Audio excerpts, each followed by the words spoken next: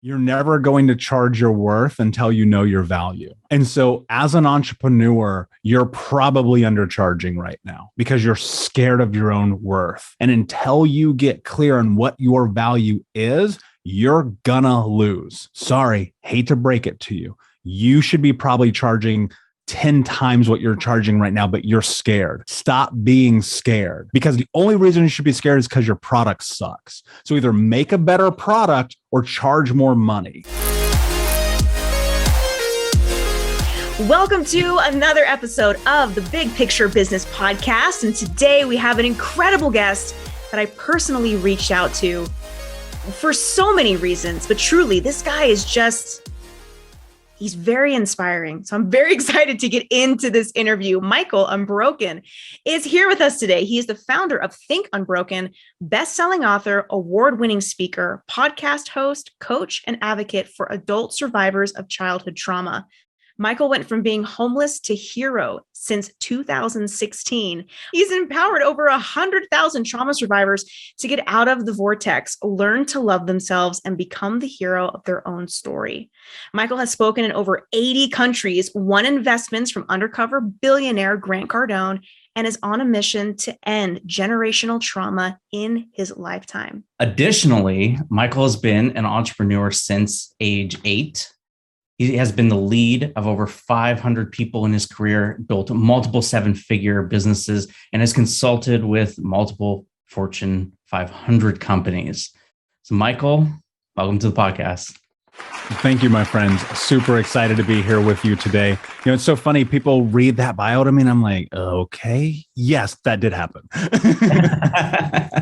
I know it's always interesting when we hear our own information, credibility, things we've done in our lives back to us. And we're just like, I did that. Oh yeah. Most of the time we're not focused on that. We're just like out there running our businesses, living life. And that's also like when people are building bios where I'm always consulting them. I'm like, you actually have to put that stuff in there because you have done it, but most people don't even think about all the things that they've done that are credible, right? I had like one client, he was like, oh, I was on the Today Show. I was like, you're on the Today Show. Why isn't that in your bio? Right? Yeah. But that's awesome. You've got quite an impressive background, Michael, and we want to jump into some of it. But before we jump into it, I want to hear how you went from homeless to hero. Yeah, absolutely. I think context is everything. And I'll give you the elevator pitch version of it. So when I was 4 years old, my mother, she actually cut off my right index finger. She was a drug addict and alcoholic. And my stepfather was super abusive, the kind of dude you pray is never your stepfather. And I spent the majority of my childhood in poverty and even homeless. And in fact, we were so poor, the water company came and turned our water off. And I grew up in Indianapolis. I grew up in the United States. And by the time that I was 12 years old, I got high for the first time, drunk at 13, got expelled from school at 15. I was selling drugs, breaking into houses, stealing cars, hurting people.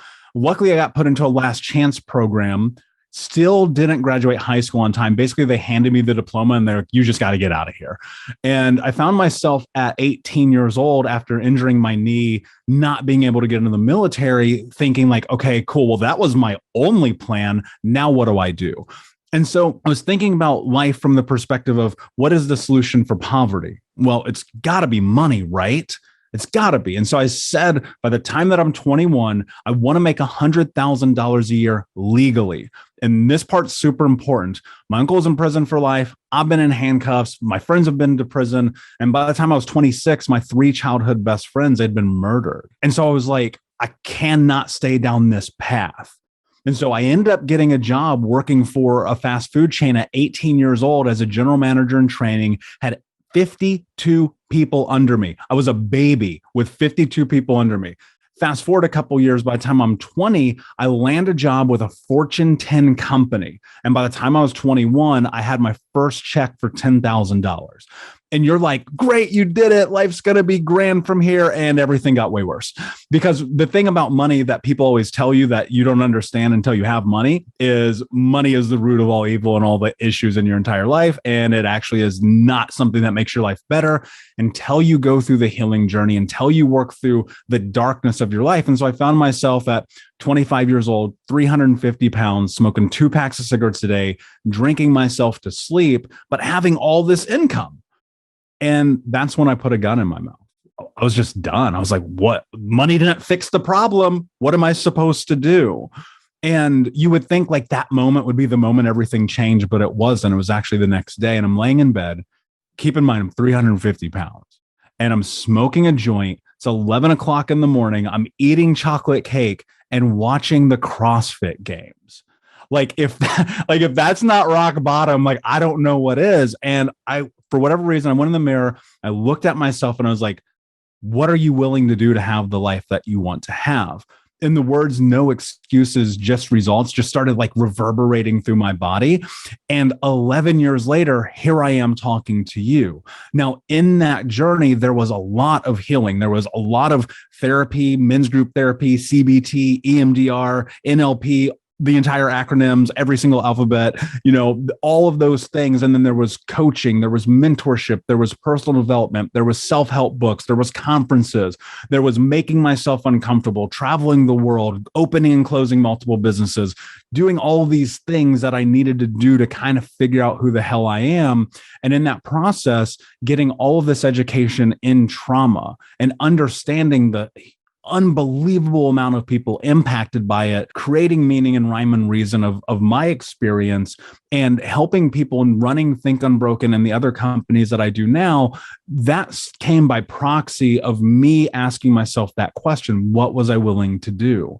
And today I'm very lucky. I'm very fortunate. I'm very blessed to say, I have traveled the world. I have coached thousands of people. I have had a #1 best-selling book. I have won awards for speaking. I have had the opportunity to be in rooms like this. But ultimately, my #1 mission, the only thing I care about, is ending generational trauma in my lifetime.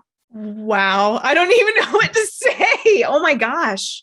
Wow. Your story is really not only intense, but wow, look at you now. That's only 11 years ago. The significance of that. That's only just barely over a decade ago. Wow. You've come a significant way. And thank you for that. And look, here, that's the elevator pitch, right? I didn't even that's nothing. Like, there's stuff that I just will never talk about because it was so dark and I don't think it needs to be said. And look, I don't know anything anybody doesn't know. I don't. I just made a decision. And that's the thing that I think people have to remember in life. Like, when you decide something and you move towards it on a long enough timeline, that can be your life. Right? I say it all the time. What you think becomes what you speak, and what you speak become your action, and your actions become your reality. Let me tell you this. I am nowhere close to what I want to accomplish in my life. And so while I have a huge amount of appreciation for your response, I just go, okay, cool. Not even in the ballpark yet. I'm still in training camp. See, Rory, I told you this was going to be amazing. Wow. How did that mindset, how did you shift your mindset? I understand that you have those really powerful words just like moving through your body, but what really kept you motivated? Well, I think it's a lot of different things. It's a combination of that, right? I looked at my life and it was like, I am done negotiating with myself. I'm done with this. It's the dumbest thing ever, because every time I make an excuse, my life gets worse. And I was like, I'm just going to challenge myself. Here's the thing people don't understand.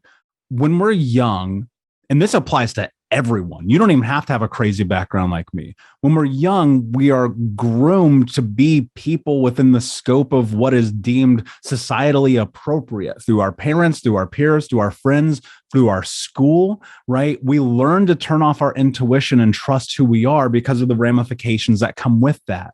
Shame, guilt, hurt, pain, right? Think about it. 3rd grade, you color the moon purple and the teacher goes, you're stupid. Don't color the moon purple. And then that carries with you to this point where you're like 27, 35, 48 years old, and you have no idea how to trust yourself.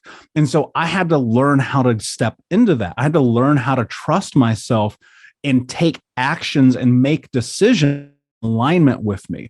But to get to that place, I had to ask myself, what was I willing to do? And in that process, like no excuses, just results is for real. Like, and I held myself to that because I never had like, well, how do you stay motivated? Like, I'm not like, I wake up most days. You know, my favorite thing on planet Earth, getting stoned and playing video game, right? But I made a promise to myself. And in that promise, in that action comes this change. And I recognize on a long enough timeline, it comes to fruition. And so what happened is I set my North Star so high, this concept, right? In generational trauma.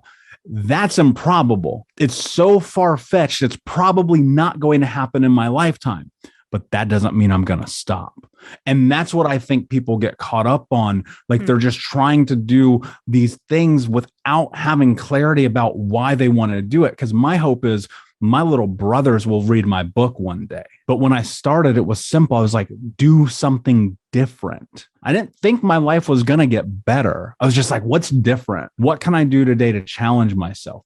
And it's a journey, right? Because to your point, like you said, we're talking about over a decade of work. I had to get mentally fit, emotionally fit, physically fit, spiritually fit. I had to challenge the narrative of the understanding of the person that I thought I was capable of being through everything that had been placed in front of me. Being told you're not good enough, smart enough, capable enough, being homeless, stealing food to survive, wearing clothes from the church donation, being homeless as a kid and living with 30 different families over the course of 2 years. Like everything that happens in our life informs who we are. And suddenly one day you're looking at your life and you're like, it's a disaster. And then you're faced with a choice, right? What are you going to do about it? And I blame the world. It's your fault, my parents' fault, the community's fault, all of these people's fault. And then I went and I looked in the mirror and I was like, nah, dude, it's your fault. Because here's what's hard. And I want people to hear this because we go like all of us have this. You're not a child anymore. And that's hard. It's hard because you're like, but part of me feels so empty and lost and abandoned and hurt. And you have to heal that part of you and you have to give yourself those things that you need, or you end up smoking 2 packs a day, drinking yourself to sleep at night, being 350 pounds and putting a gun in your mouth. And the hard truth about it is you're not a child anymore. And that means you have to take responsibility for your life. And there are people who will hear this and they'll go, what does this guy know? I don't know anything. I don't. The only thing I know is that we have choices and decisions to make. And you are either building your life or you're destroying your life with every single one of them. So what would you say, like someone is like scared to start this process? What would you say to them? I'm always scared. I'm scared every day. We all are. Life is like this weird paradox of like, I want to chase my dreams, but I'm terrified simultaneously. The reality is, so I want to make it practical, but I want to set something in place that hopefully plants a seed. We all have fear, so you have to do it anyway. Because on the other side of it, you don't know what's going to happen, right? The first time you stepped on stage with a guitar, you didn't know what was going to happen. The first time you started to build a business, you didn't know what was going to happen. You were up at night. Did I make the right choice? Did I make the right decision? I'm freaking out right now. I can't pay the bills. I need to borrow money. I'm in debt, blah, blah, blah, blah, blah, blah, blah. And then eventually one day you look at your life and you go, man, I'm so glad I faced that fear, right? And so I think that's where it begins, is you just have to acknowledge that if you step into this with grace and you just say, I don't know what I'm going to see what I can do, man, life can be super special. It truly can. But I think in a very simplified way, to answer your question in a way that it will help people, is you have to get to this place where you allow yourself the space to acknowledge that it's okay to ask for help. Because the reality is, if you really think about this, no one has ever done anything great on their own. We're a communal species. We're built to be in connection with each other. And I was terrified to ask for help. And if I could go back in time, it's the first thing that I would do, because that's where the change came. That's how I got into this place where today, if I need help, I'm asking. I don't even think about it because I know and I understand that I only have the capability to do so much by myself. Okay. So you mentioned that you had, a bunch of mentors, right? And this goes with like asking help. Like, where did you find your mentors? And maybe you can share with us who you feel is like the most important mentor that you had and why. Yeah, that's a really great question. So there's levels to it, right? When I was young, I would actually be in the library almost every single day. And I think that surprises a lot of people, but it's because they had air conditioning. And so I would be in there in the blistering hot summer, in the scorching or in the freezing cold winter, and I'd just be reading books, fascinated with biographies, reading real life stories of real life people.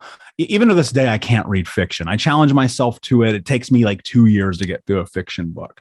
And so like I was obsessed with learning, but learning about what I was interested in. I was reading about athletes. I was reading about business people. And then like, as I kind of grew, it was music. Like I was listening to the lyrics of songs and really making meaning of them. And I found myself, when I got serious about this journey and like going to find mentorship in a way that was practical, it was about who can I find that's one step ahead of me? And so 10 years ago, podcasts weren't really a thing. They were kind of starting. So I was listening to some of those, and self-help books and personal development. It was like, can I grab a Tony Robbins? Can I grab a Brendan Burchard? Can I, whatever I can find? And then it was really kind of this evolution of stepping deeper and deeper and deeper into it. And then understanding something really important is that the mentors were also the people around me. And so I'll tell you the story. When I was 18 years old and it was my senior year of high school, I get a call from my girlfriend right around graduation. And she goes, "Hey, your name's not on the graduation list." I already knew it wasn't going to be. I didn't go to school. And so like I'm irate though, because I'm 18 years old. I'm like at home stoned playing video games. Go to school. I'm like banging on the teacher's door because I knew who it was. I didn't even have to look at the list. His name was Mr. Bush. And he comes to the door, it's at the break, and he goes, "What?" And I was like, "Whoa." And I go, "I can't believe you failed me. Who do you think you are?" And I drop some curse words, some expletives. And he looks at me and he goes, "We made an agreement." Because you see, at the beginning of that semester, as I got the list, my business class, irony, was the first period for that semester of school for me. And that started at like 7:15 in the morning. But I was working a job at a Hollywood Video and then selling drugs at night. The Hollywood Video was a cover because I watched a lot of Make Sense. And then at night, like I'm out in the streets. And so I told him straight up, I was dead honest. I said, "I'm never coming to your class." This is a dude who's been teaching in public school for 20 years. He's seen it all. I'm not the first kid to tell him this. And he looks at me and he goes, "Check in with me once a week and do homework. We'll figure it out." I didn't check in with him or do homework one time. And so I found myself now in this weird position where I'm like, "Why did you fail me?" And he looks at me and he goes, "This is literally the most important thing anyone's ever taught me in my life." He goes, "You need to understand something. You can't get by in life on your charms and your good looks, because if you want something, you're going to have to earn it." And that has carried with me to today. And that arguably, Mr. Bush is the most important mentor I've ever had. And now as I've grown and I've kind of stepped further and further and further, I'm lucky enough to be able to have mentorship from people like Tom Bilyeu and Gary Vaynerchuk and Mel Robbins and Grant Cardone. And that's really amazing, where I've actually had one-on-one conversations with these human beings. And 10 years ago, I'll tell you this, they felt untouchable to me. 6 years ago, 5 years ago, 4 years ago, 3 years ago, I was like, I'm never going to be in connection with these guys. And I kept doing the work and I kept building and I kept doing all the things. And this is what's really interesting about mentorship that people have to understand. I never asked one of these people, "Can I buy you coffee?" They don't have time to have coffee with you. That's nonsense. And so the thing that you have to think about is, in order to get in connection with people, there's levels to it. Accept that, recognize that, be where you can be with a person who's one step ahead of where you want to go.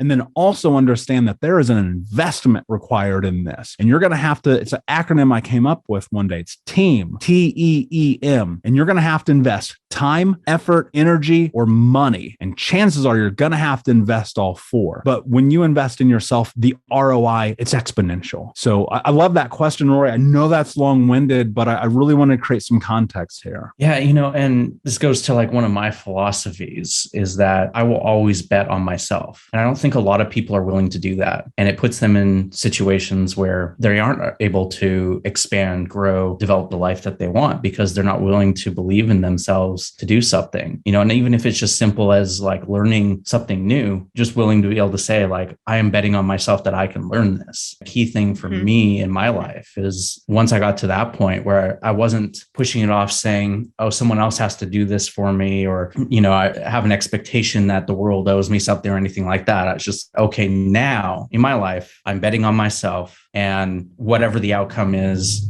it's on me and I will accept that. That's a hard truth. And I think the part that brings people to this place where they're not willing to bet on themselves is because they're terrified of their own potential. Like, I really believe that's true because we've had people just rain down on us for so long. And then you start telling yourself that story, and then it becomes the truth. It becomes the reality until you understand that it's not. And that's the hard part. Like, if I had the magic pill, that would be it. I'd be like, this is the thing you need to understand. Whatever it is that you want to create in your life, you can create, but you got to shut the noise down. You got to get these people out of your life who take from you. You got to get off of Netflix all night long.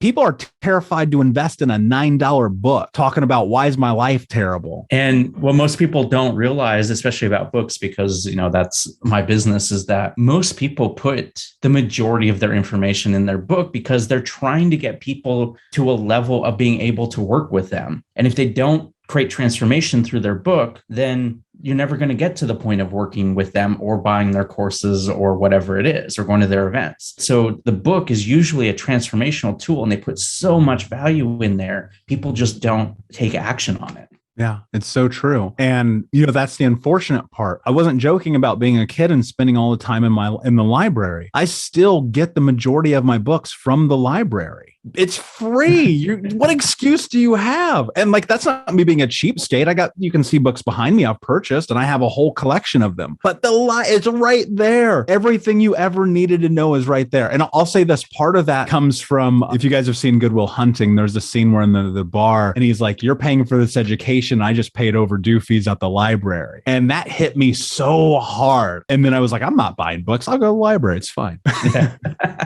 Well, yeah. And then you buy the ones that, you're going to read over and over again. Or like in your case, it's you have someone on your shelf, like behind you, to show that these are the values that I have, right? They're physical reminders of that. And sometimes just having a tangible object in your space just helps keep you in the right mindset, because you have all that information, like the 10X rule right there. You have that information in there, but seeing that book every day, I'm sure it triggers something to keep you on the right path, or like a memory that's like, oh, I remember this in the book. I can utilize this. Yeah. And also, I wish you could see in front of me, I have a copy of Success Magazine that has so many of the change makers in our world on it right now. Tom Bilyeu, Rachel Hollis, Marie Forleo, Brendan Burchard, Trent Shelton. They're on the cover of this. And I look at this every day and I'm like, I'm going to be on the cover of this. These things are markers for me, right? So I look, behind me, I got David Goggins, I got John Lee Dumas, I got Grant Cardone, I got my book. Those are markers. Those are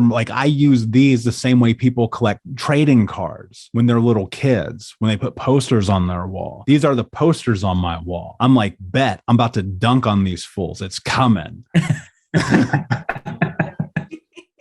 Nice. I love that. I find that it is the most common theme, at least in my business and working with my clients, to break through a growth plateau, to get to the next level in their business. There's this self-worth that's missing, or that doesn't come into the conversation. And when I think about who they should bet on, I'm constantly saying, why not yourself? You are till death do we part, literally. This is it, right? So why not bet on yourself and keep going and keep learning? Go to the library, do these things. You have access to all of this amazing content, hire right mentors. But talking about mentorship, in a video that you created, I saw that you had hired a mentor that didn't quite work out as expected. Can you speak to that a little bit and what that process was like and how you moved through it? Today, I posted the serendipity of this. You're never going to charge your worth until you know your value. And so as an entrepreneur, you're probably undercharging right now because you're scared of your own worth. And until you get clear on what your value is, you're gonna lose. Sorry, hate to break it to you. You should be probably charging 10 times what you're charging right now, but you're scared. Stop being scared, because the only way you should be scared, the only reason you should be scared is because your product sucks. So either make a better product or charge more money. Sorry, that's a little rant. I'm just, that was on me today, and I just wanted to share that. Preach it. I mean, we talk about that stuff all the time. Yeah. I mean, just the other day, we had a guy on the podcast, and he was saying that he was charging $100 an hour for all of this incredible knowledge that would have taken me 4 or 5 years to learn. Like what? $100? Are you for real? And so we had to sit him down and say, man, like, you're not charging enough. He's like, oh, really? I thought I was charging too much. Like, oh boy, having those healthy people in your world to say, here, look, let's shine a light on this. You're not charging enough, and you are worth your self-worth, what you have to offer. It's so, so, so valuable. We charge the same way we buy. So if you're only ever looking for the discount at TJ Maxx, I wonder how you're charging people for your product. And I think about that every single day. And I think there's levels, like you have to your point, you have to build that up in yourself. You have to build the confidence. You have to build the product. You have to build the suite around that to get to the point where you feel comfortable with it. But sometimes you just got to do it anyway, right? And so, that's really fascinating. And to answer your original question, yes, I've had bad coaches. I've had bad mentors. I've had people, because the truth is sometimes you don't know until you're in it with them, right?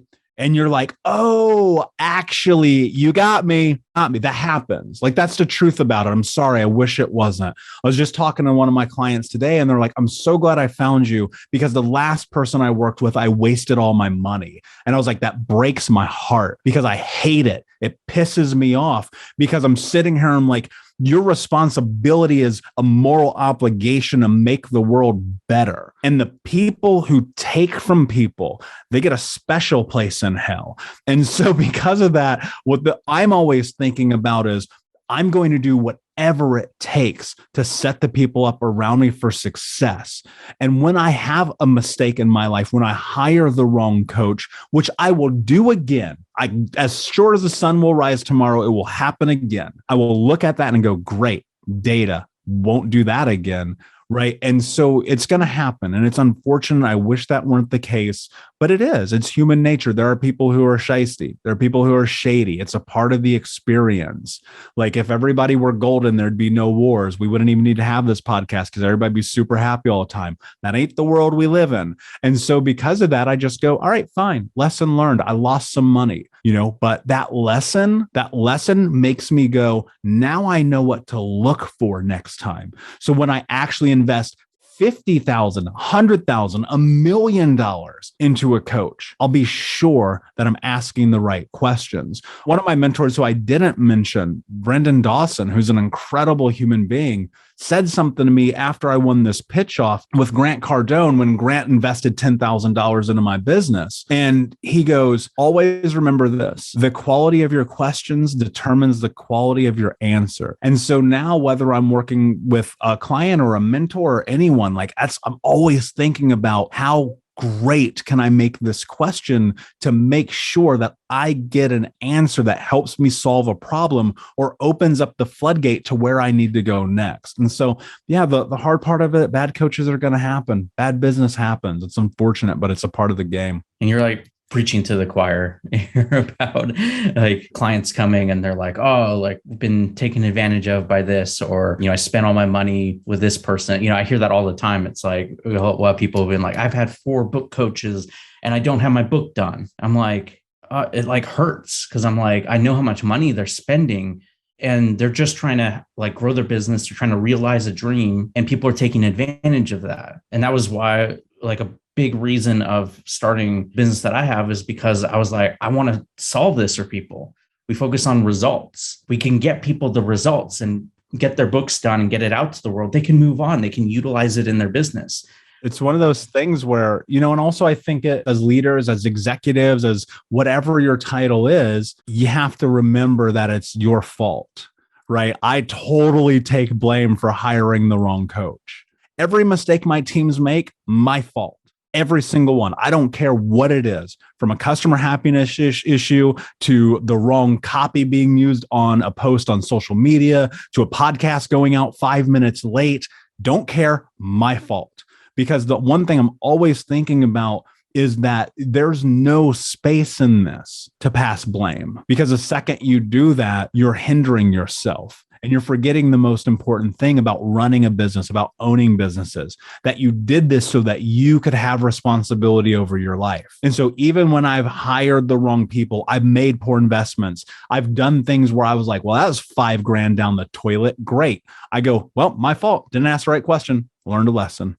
Yeah. And Dominic and I were talking about this yesterday, where the reason that most people get into business is because they want freedom of time. They want to not have a boss dictating their lives. But then they start doing it and then they're like, oh, I'm not used to this. Right. And that usually becomes the question. Now what? Now what? Now what do I do? So I quit my day job. Now what? Yeah, that's a common one. So let me ask you a question on like the marketing, business building side of things. How, with your story, how did you really decide how to stand out in the marketplace? Or if someone has a story, what is the best way they can stand out in the marketplace with their own story? Realistically, I was 8 years old selling candy and popcorn for the Boy Scouts. Right. So this is a weird juxtaposition of my life. I grew up a Mormon Boy Scout in the hood. Yes, I know it's insane, but it's true. Trust me. And so like I know we don't have enough time. And so I'd be going and I'd be knocking on people's doors at like 7, 8 o'clock, 9 o'clock at night. Like you could never do that now. You would get arrested if you let your kid do this. And like I learned how to sell to people. And there's all these other little Boy Scouts. So I had to learn how to tell stories better than them. And then when I was 12, like I learned how to sell drugs. So I had to learn how to, in the competition of that, be the first one there, show up harder, be willing to take the risk. Like my friends and I got in very, very, very bad situations. That's why 3 of them are no longer with me. And then what happened is I started building legal businesses. So I leave corporate America because I learned this incredible lesson. I am not built for that. Even though I worked and I made this company millions of dollars and I made a tremendous amount of money myself, I had to wear the suit and the polo and the stupid khaki. I was like, what the hell am I doing here? I'm 6'4", covered in tattoos. I'm sitting here with a headset on. Give me a break. And so I'm looking at my life and I'm like, nope, next. So I had a camera in my hand from the time I was 5 years old. My grandma always had cameras around. And I was like, maybe I'll start a photography business. Maybe I'll do that. And so I started doing that on the side, heading into the end of working for this corporation. And so now this is 24, 25 years old. And I was like in this place where I had to learn it all the hard way. And so when you're in this city with all of these photographers, and I'm a biracial dude, I'm black and white, West Nigerian and Irish. I'm 6'4". I'm covered in tattoos. And yet I'm an award-winning international wedding photographer. Well, how do you do that? And then today, looking at my life and being a leader in this space around trauma, working with companies in the Fortune 500, being the VP of international sales and marketing for a multi-million-dollar brand on the other side, doing all this consulting, blah, blah, blah, blah, blah. People ask me like, well, how do you stand out? You got to be super okay with being who you are. That's where people get lost. When you try to serve everyone as what they need, as opposed to being you, you lose. Just be you. Let people hate. I get canceled all the time, guys. I got a folder full of notes on my phone of getting canceled. Who do you think you are? How dare you say it that way? Blah, blah, blah, blah, blah. And I'm like, good. That means I'm not the right fit for you. That's okay. If I am one day, beautiful. I hope that happens. But until that moment, I'm only going to focus on serving the people in the room. I'm not worried about the people who didn't come to the event. I'm not worried about the people who didn't listen to the podcast. It's there for them if they want it. But because I'm not trying to bend myself, oh, please like me, which is easy. It's easy. We want that, right? We want admiration. We want love. We want compassion. We want community. But I only want it from the people who want to give it to me. And when I put my head on the pillow at the end of the night, I don't want to be like, man, I can't believe I had to lie to get this money today. And that's what people get stuck on, right? They're like, man, I had to pretend to be someone else so I could get paid. Well, good luck looking in the mirror tomorrow, because I'm going to tell you right now, it's going to be difficult. And so you want to stand out of the marketplace? How about you just be be your damn self. That's how you do it. Yes. This is just amazing.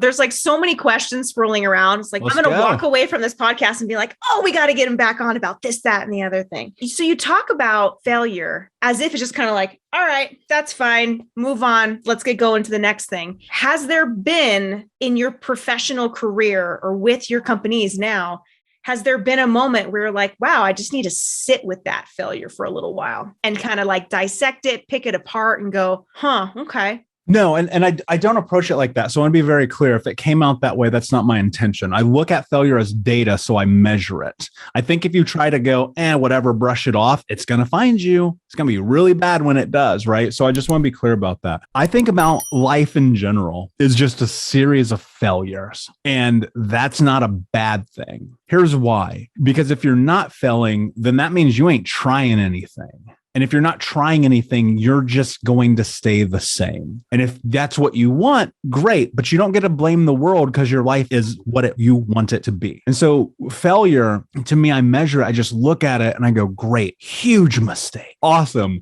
Jocko Willink, when he wrote his book, Extreme Leadership, there's this part where he's like just using this word good all the time about mistakes. And I remember listening to this like 5 years ago, might have been 6 years ago, whenever he released that book, and then him talking about failures and going, good. It's an opportunity to learn. Good means you didn't do it right. Good means you didn't set your team up for success. Good. And I was just like, oh my God, that's so brilliant.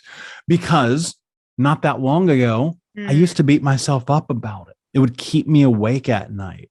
It would destroy my friendships and my relationships.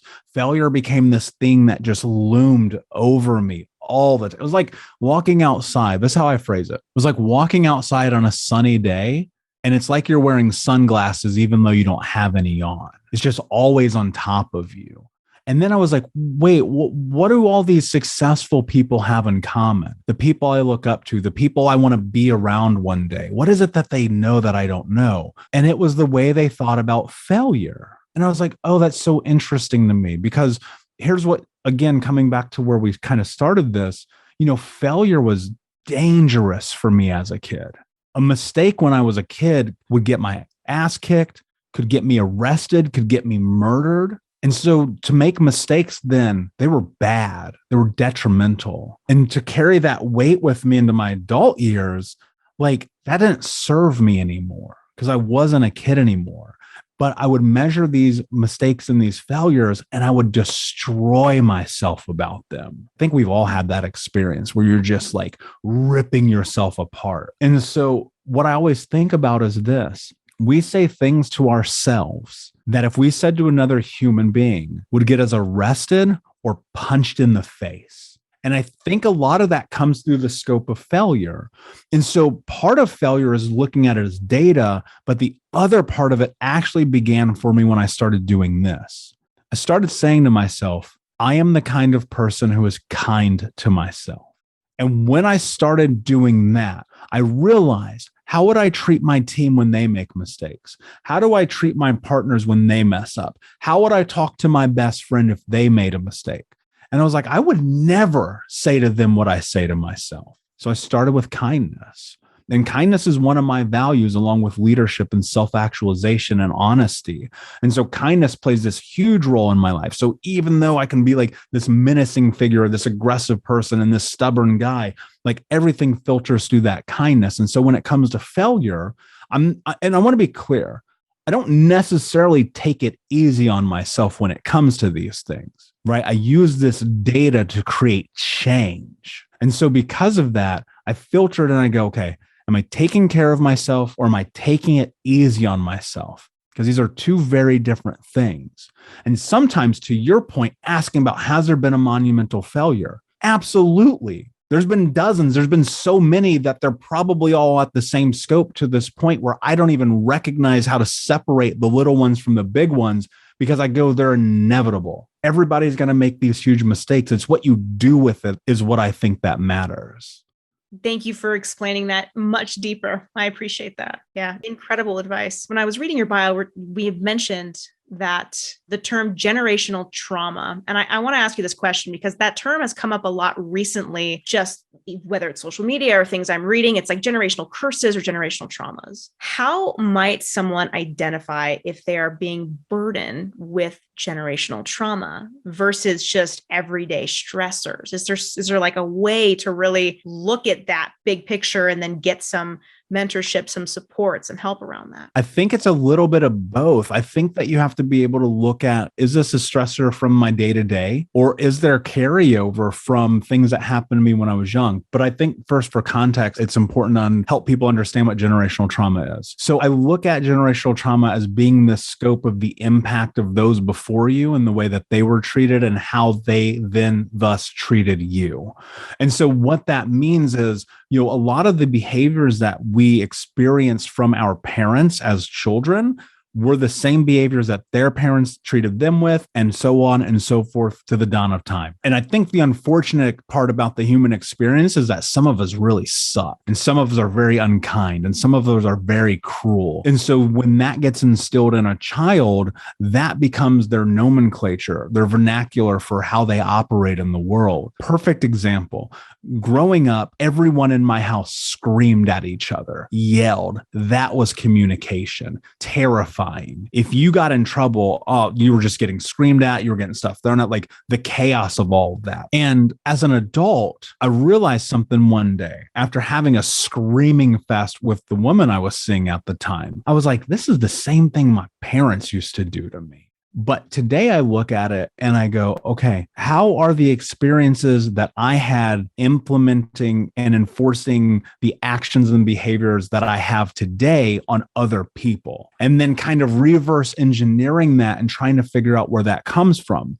And so today I have a very simple rule in my life. It's only one of a handful of non-negotiable things. You are not allowed to yell at me, and I will not yell at you. And I don't break that for anyone or any reason. Even if I lost $100,000 deal, I'm not going to scream at anybody. And so when you're looking at the impact of the experiences of your current moment and how they have played a role in all of the decision-making that you have, it often goes back to your childhood. And look, you can use that. People are using this as a scapegoat right now. I'm going to be very clear about this. They're looking at, they're going, and I'm guilty of this, so I will raise my hand. They'll be the first one in line to say that I have done this, where I used to be like, that's how they treated me, so this is how I treat you, deal with it. And that's not okay, because when you understand that when you do that, you're not living life with alignment of who it is that you are or are capable of being, you actually are doing yourself a gigantic disservice. And so the thing that I always come back to it when it comes to generational trauma, you can look at your life and go, well, of course, why would I not be this way? This is what I was taught.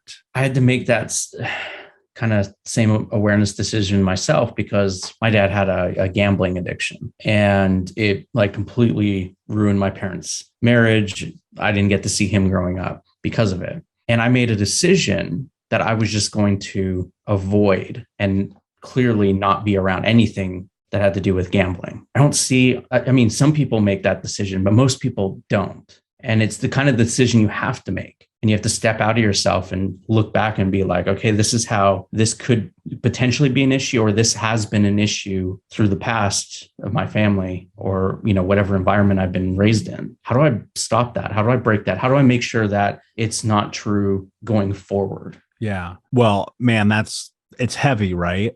And I'll say this, I might be a little bit at an advantage than most people. At 14 years old, I put a restraining order on my mother and my stepfather. At 18 years old, I told my mother, I'm never talking to you again. I was able to foresee the future based on the learned experiences that I had. And I swear to you, I'm telling you, I'm like, this is not a joke. If I would not have done that, I would not be talking to you guys right now. There's no way. The hardest part about life, the hardest part about stepping into what you are able to create, the hardest part about looking at what I'm capable of doing is recognizing that the person in your way might be your mom. And choosing to put yourself first. This is, oh my God, it's so difficult, man. It's so difficult because the reality is we come from a society that always tells you family first. And I come from a thought process that says I have to put myself first because I didn't get to choose my family. And there's layers to it, right? There's conversations about chances and forgiveness and love and all that stuff. But at the end of the day, if you don't make that hard decision, you may never be able to have the life that you want to have.